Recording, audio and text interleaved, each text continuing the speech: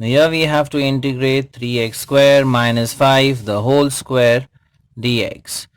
Now here in the base we don't have a linear function, otherwise we would have applied the formula integration of ax plus b raised to n, and those formulae are applicable only for linear functions.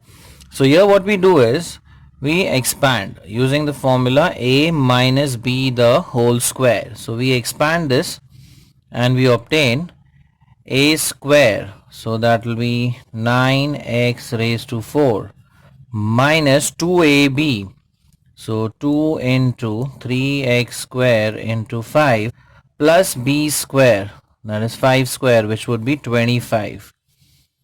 So here we have expanded using the formula a minus b the whole square. So we obtain 9x raised to 4, 2 3s are 6, 6 5s is 30x square plus 25. And now we integrate the individual terms.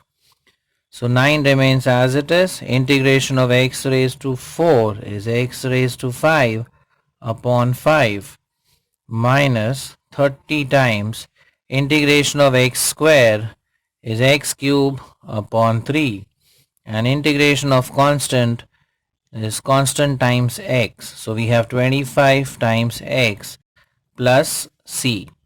Now on further simplification we have 9 by 5 times x raised to 5. This we could further reduce to 10. So we have minus of 10x cube plus 25x plus c. So this is the required integral value.